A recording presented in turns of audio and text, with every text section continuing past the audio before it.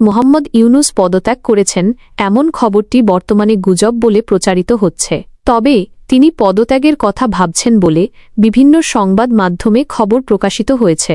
BBC বাংলার খবর অনুযায়ী ন্যাশনাল সিটিজেন পার্টির এনসিপি প্রধান নাহিদ ইসলাম ইউনূসের সাথে দেখা করার পর জানিয়েছেন যে ইউনূস পদত্যাগের কথা ভাবছেন। তিনি অনুভব করছেন যে বর্তমান পরিস্থিতিতে তিনি কাজ করতে পারছেন না, কারণ রাজনৈতিক দলগুলো একটি সাধারণ ঐকমত্যে পৌঁছাতে পারেনি। তিনি বলেছেন যে রাজনৈতিক দলগুলো একটি সাধারণ ঐকমত্যে না পৌঁছালে তিনি কাজ করতে পারবেন না। এর আগে 2011 সালে ইউনূস গ্রামীণ ব্যাংকের ব্যবস্থাপনা পরিচালকের পদ থেকে ইস্তফা দিয়েছিলেন। কিন্তু বর্তমানে যে পদত্যাগের খবর নিয়ে আলোচনা হচ্ছে তা তার অন্তর্বর্তীকালীন সরকারের প্রধান উপদেষ্টার পদ সংক্রান্ত। কিছু সংবাদ মাধ্যমে উল্লেখ করা হয়েছে যে সেনাবাহিনী প্রধান জেনারেল ওয়াকার উজ জামান এবং বাংলাদেশ জাতীয়তাবাদী দলের বিএনপি